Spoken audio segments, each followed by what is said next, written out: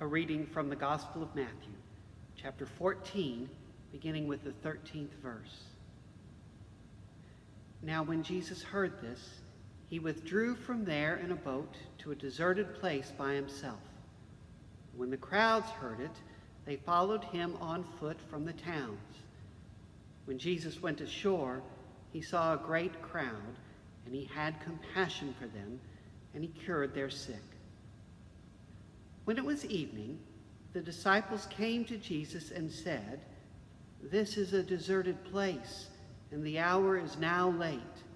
Send the crowds away, so that they may go into the villages and buy food for themselves." Jesus said to them, "They need not go away. You give them something to eat." They replied, "We have nothing here but 5 loaves and 2 fish." And Jesus said, "Bring them here to me."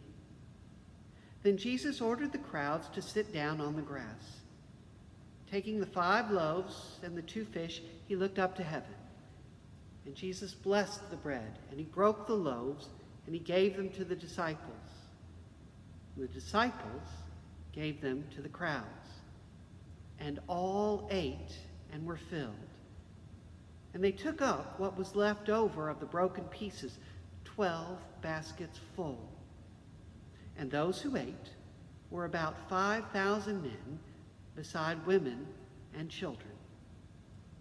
This is the gospel of Jesus Christ. Thanks be to God. In 1996, a writer named Michael Ruhlman decided he wanted to be a cook. Not just a better home cook, but a professional chef. Michael had written about cooking in restaurants for years, but now he wanted to immerse himself fully in the culinary world.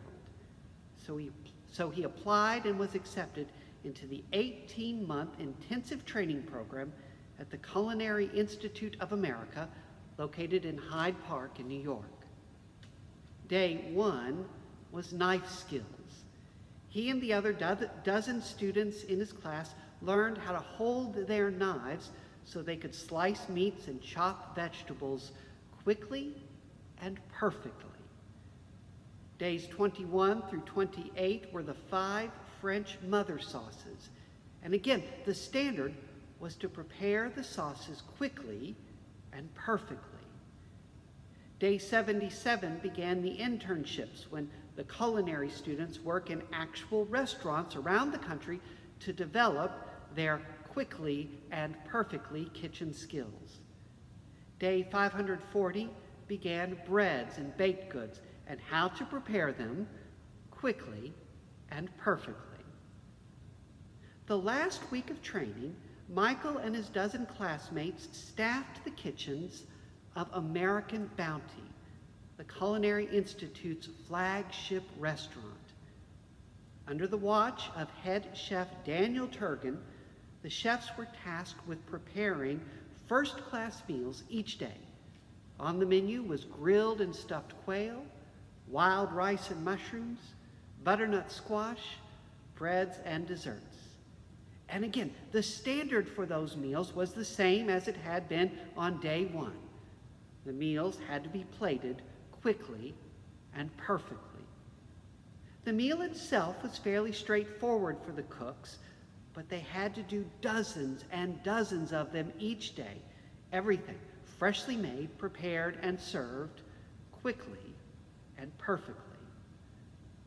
Michael wrote about his time in the Culinary Institute, and as I'm reading about all that he did, I could feel the pressure of being in those kitchens. Quickly and perfectly are impossibly high standards, and had I been there faced with the impossible, I think I would have been curled up and crying under the cutting tables. In our gospel story this morning, Jesus tasks his dozen disciples with feeding over 5,000 people with just 5 loaves and 2 fish. The disciples feel the pressure and they cry out, "Jesus, send these people away. We have nothing to give them."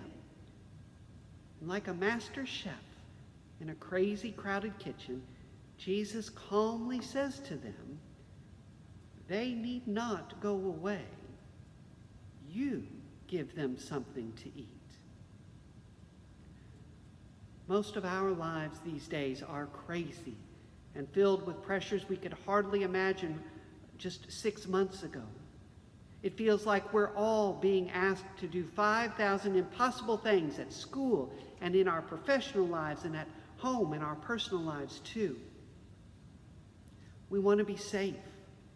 We want all of us, our friends, our families, our neighbors, to be safe from disease and safe as we balance health needs and financial needs. We want folks to be safe from prejudice and violence. We want to be part of the solution and not adding to the problem. And it can all be overwhelming. I often want to say, we want to say exactly what the disciples said. Send them away. Send all these problems away. Lord, I have nothing. I can do nothing. But when I listen carefully, when I pay attention to the voice of Jesus calling to me softly and tenderly, when I hear him say to me and say to us about the needs and the problems and the pain in the world, what I hear Jesus say is what he says to the disciples. They need not go away.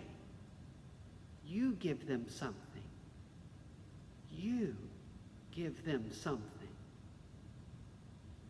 The challenge for us Christians is to figure out how we do that. How do we give something when the problems around us seem so much bigger than what we have to give? Questions always come up about how Jesus fed over 5,000 people with just a handful of fish and loaves. How did he do it?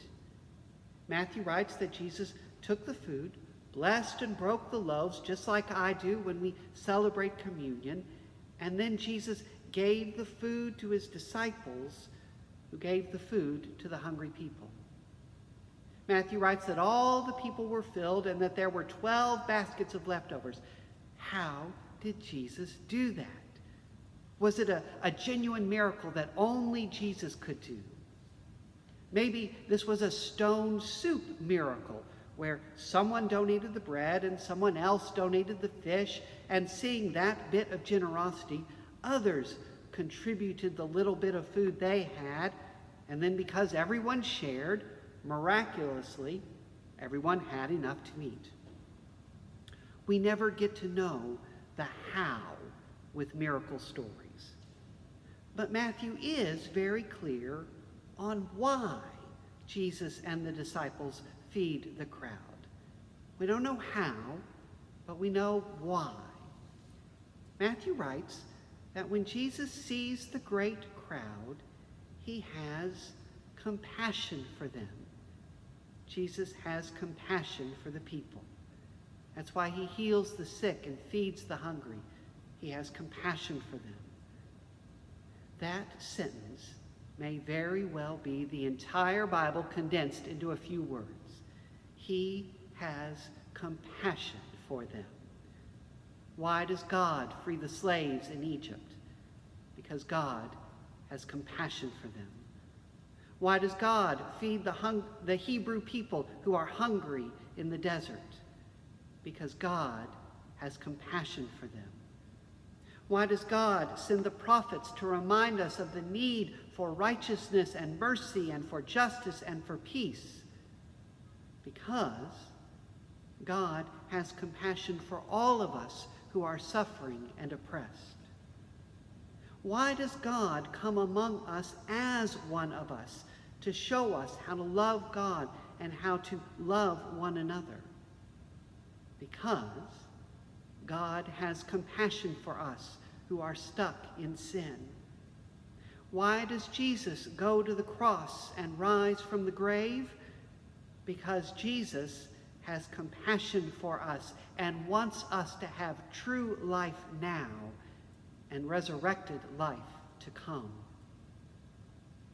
When we're faced with the overwhelming needs for relief and justice and peace in our homes and in our communities and in our country and in the world, of course, we're going to ask ourselves, how? How can we meet all those needs quickly and perfectly? We don't have enough time. We don't have enough money. We don't have enough energy. We have nothing. Send the problems away, Lord. Let those in need take care of themselves. Friends, hear the good news. Hear the voice of Jesus saying to us, saying to our church, softly and tenderly and compassionately, they need not go away. You give them something to eat. You give them something.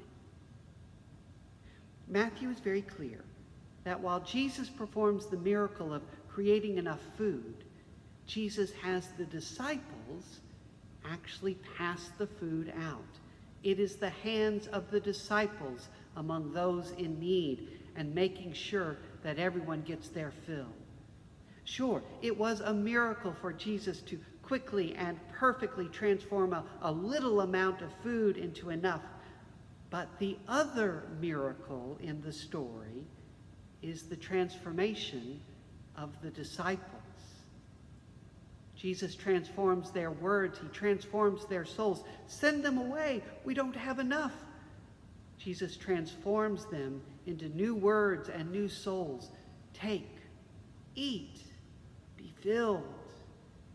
There is enough for you and for everyone.